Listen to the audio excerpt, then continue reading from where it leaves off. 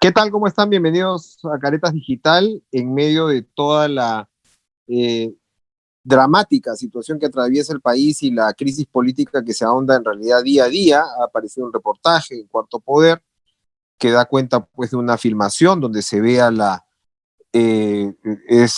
cuñada en principio del presidente Pedro Castillo, hermana de la hermana menor de la señora primera dama, Lilia Paredes, que sabemos pues ha sido en realidad criada en realidad por la pareja presidencial, Jessica Paredes, ofreciendo una obra en Cajamarca. Es decir, ella está con los comuneros, pero acompañando en realidad como parte de la empresa, que eventualmente sabemos además ha ganado una licitación luego por 3 millones, y planteándoles las condiciones y los requisitos que necesitan para sacar adelante, en este caso, una obra, como decimos ya con el chaleco de la empresa. Se está hablando de tráfico de influencias, se está hablando de peculado, pero ya es una situación que complica adicionalmente al entorno, en este caso del presidente. El doctor penalista Carlos Caro Coria nos acompaña para poder entender un poco cuáles podrían ser los delitos y cómo de todas maneras, claro, sigue comprometiendo al propio presidente de la República, lo cual es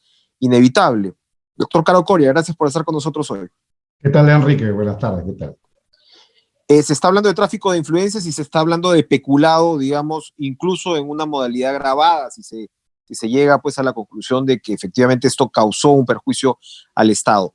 ¿Hay otras posibilidades de delitos que puedan involucrarse, incorporarse en una investigación?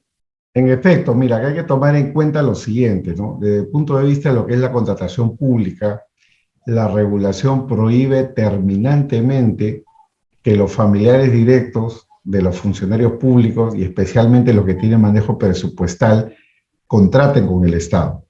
Es decir, de forma directa o indirecta, de manera que su sobrina, cuñada, antenada, como se le quiera llamar, no tiene ninguna legitimidad legal para poder contratar por cuenta del Estado.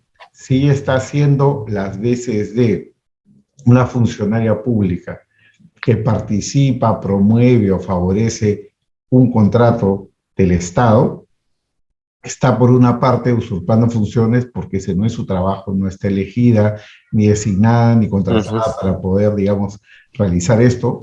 Y por otro lado está favoreciendo la contratación de una empresa en términos completamente irregular.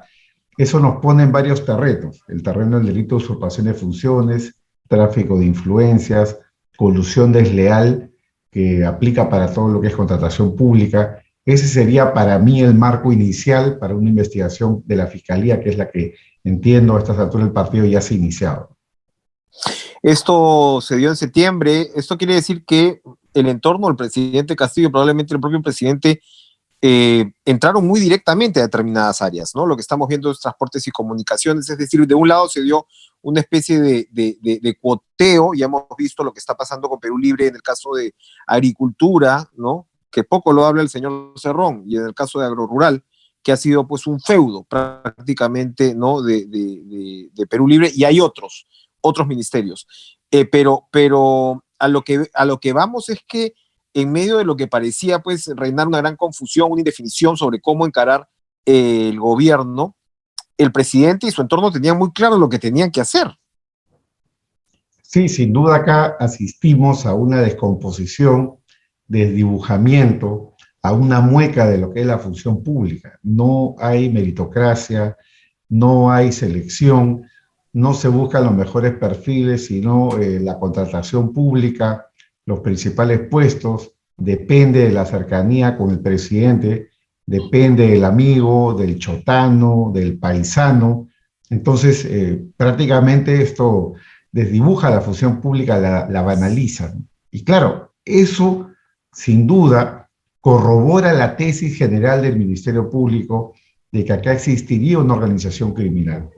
El pueblo, la gente, el público debe entender que organización criminal no es solamente las grandes mafias para la droga o para robar, sino también pueden haber organizaciones criminales, vamos a decirlo así, pirañescas, que buscan que tomar determinados ámbitos del poder, en este caso del Estado, con la finalidad de conseguir ingresos, dinero, ganancias, lucro, Entonces, es tanta la criminalidad organizada de un tratante de personas, un traficante de drogas, un terrorista, como de un grupo de personas que toma el poder de una municipalidad, de un ministerio, o en este caso incluso, según la Fiscalía, de la Presidencia de la República, para que todo esto se permita.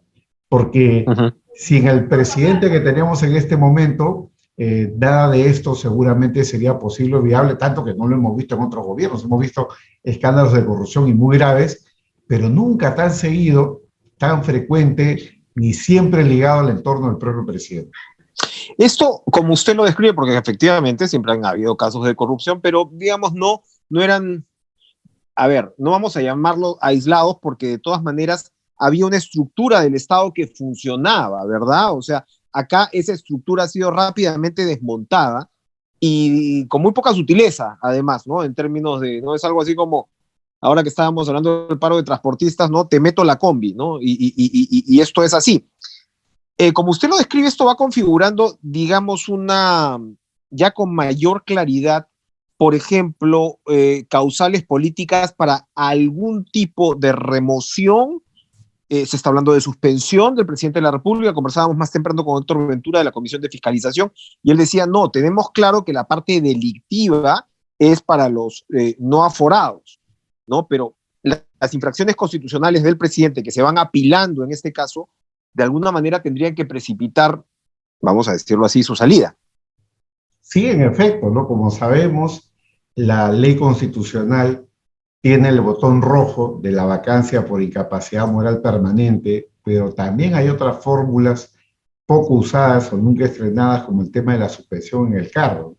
Esta es una posibilidad de la que se ha venido discutiendo en los últimos días, yo diría que no más de 2 o 3 semanas atrás, y creo que es una posibilidad que está servida y tiene la ventaja de que al no ser una vacancia, sino una suspensión en el cargo, la votación o la valla es bastante más baja, ¿no? Pero eso ya no pone en el terreno de lo que debe de significar la voluntad política, ¿no? La voluntad política a nivel del Parlamento, porque como todos avisoramos o creemos, los parlamentarios se quieren quedar, o sea, no se quieren ir, no se quieren ir ahora, quieren quedarse los 5 años, y a ellos les gustaría, pues, que Pedro Castillo se vaya, pero que ellos se queden. Y esa es una fórmula política que, desde mi punto de vista, no es sostenible en la medida que si hay un cambio, seguramente la población va a demandar un cambio general, ¿no? Incluyéndolo con...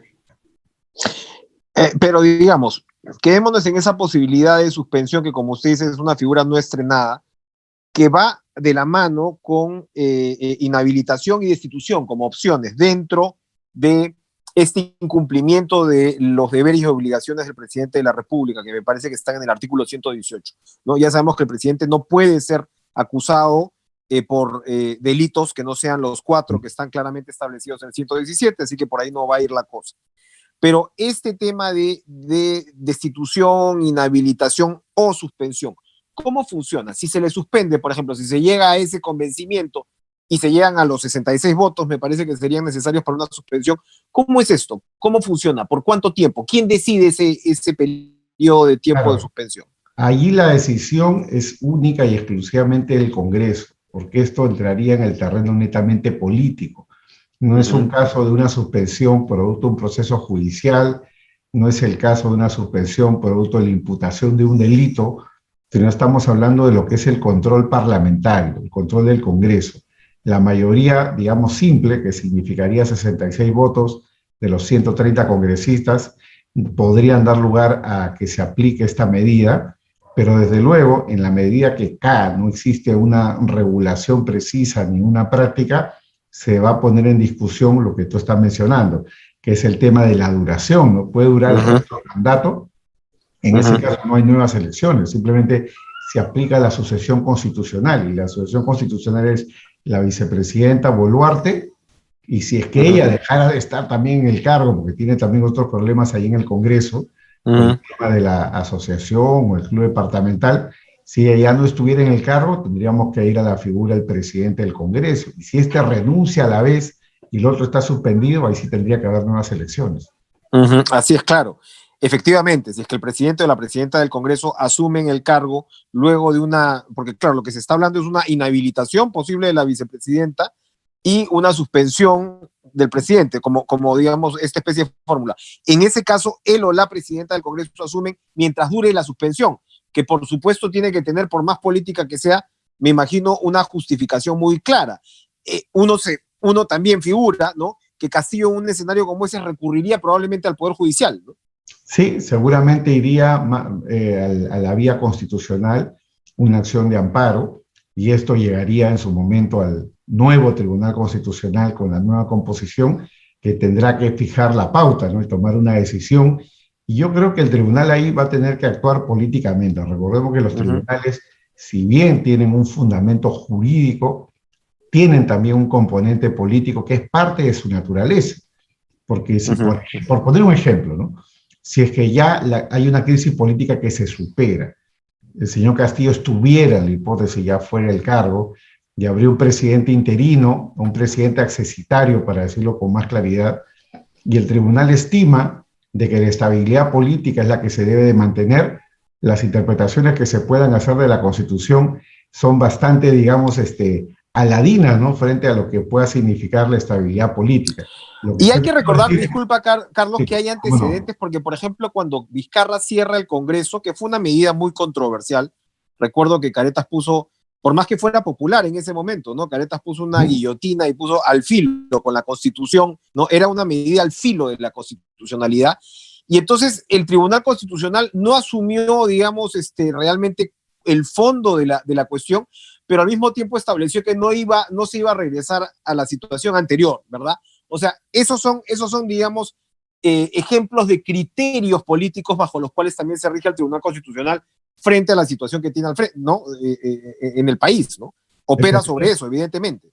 Efectivamente, ¿no?, tanto así como en el tema de la llamada, digamos, denegatoria de facto, de confianza, que gatilló el cierre del Congreso, como el hecho de la salida del propio señor Vizcarra, cuando él fue vacado por incapacidad moral permanente, interpuso también su demanda y para el tribunal ya no había nada que hacer porque ya había corrido demasiada agua bajo el puente, ya estaba el señor Sagasti en el cargo y había pasado lo de las marchas, Inti, Brian, el señor Merino, volver a una situación de caos, inseguridad jurídica, inseguridad constitucional, no era lo que un tribunal responsable. Ahora, allí tocas un punto clave que es, porque seguramente un escenario de estos llegaría efectivamente al TC, el país tendría que estar bajo cierto periodo de estabilidad. Y allí la pelota está en la cancha del Congreso, es decir, la pelota estaría en la cancha ya sea por el lado de la conformación de una mesa directiva lo suficientemente viable, o ya sea también porque ese eventual nuevo gobierno demuestre una capacidad para poder estabilizarse. Claro, eso siempre y cuando, digamos, la población no se manifieste de manera contundente con respecto a un adelanto de elecciones y aunque se vayan todos ya, ¿no? Que también, por supuesto, abre un escenario complejo, ¿no?, en términos de ingobernabilidad, ¿no? Exactamente, ¿no? Entonces ahí las opciones serían de que se mantenga en el cargo el presidente o presidenta del Congreso, o que el presidente o presidente del Congreso anuncie nuevas elecciones, ¿no?, por decisión del Congreso, porque eso implicaría un cambio constitucional, por lo menos una cláusula transitoria, ¿no?, como lo fue en el caso del gobierno de Fujimori, ¿no? Para terminar, doctor Caro Coria, nosotros en la última edición de Caretas, la edición impresa, lanzamos también, porque claro, como todo el mundo está tratando, o algunos estamos tratando de pensar fuera de la caja, lanzamos esta posibilidad de, oye, si el Congreso no se quiere ir, ¿por qué no pagarles un periodo, ¿no?, de sueldos para que puedan acceder a un adelanto de elecciones? Se discutió cuando Fujimori cae en el 2000, post facto, porque claro, Fujimori adelanta las elecciones, él tenía el control del Congreso, manda el proyecto de ley y se adelantaron las elecciones, pero luego los congresistas, cuando ya todo termina de caer, dicen, oye, nos estamos quedando, a ver, más allá de la impopularidad del Congreso, uno dice, claro, muchos de ellos, o la gran mayoría, nunca se imaginaron estar en esta posición, tienen seguramente hipotecas, han invertido, etcétera, etcétera, ¿no? ¿Podría pensarse en alternativas de ese estilo? ¿O sería un hueso demasiado duro de roer para una situación como la que tenemos ahora? Sin duda que ellos podrían demandar lucro cesante, y me parece que alguno de ellos lo hiciera o lo hizo en el año 2000, cuando ya se tuvieron que ir y uno llamaba a elecciones a partir del 2001. pero yo pienso que tienen remotas probabilidades de éxito porque la regla en el ámbito público, porque estamos hablando de plata del Estado, es Ujú. pagar por el trabajo efectivamente realizado, ¿no? Entonces, Ya, claro. si el periodista no trabaja, no habría un fundamento para ese pago y al contrario, ¿no? Quien firme esa nómina puede ser imputado luego por peculado, como lo han sido los exministros que le dieron la indemnización a Vladimiro Montesinos de 15 Claro. millones, nadie sabe por Ujú. qué. Por supuesto, bueno, eso también complica ese escenario. Bueno, complicada la situación del presidente de la República, cada vez más complicada. Eso sí nos queda claro, doctor Caro Coria, y seguramente no será la última vez que vamos a hablar sobre este tema, porque tal como están las cosas, las evidencias, los indicios, los casos se van acumulando día a día. Así que gracias por estar con nosotros y seguramente tendremos una próxima oportunidad de seguir actualizando este tema. Muchas gracias, Carlos Caro Coria. Muchas gracias, Enrique. Buenas tardes. Adiós. Gracias.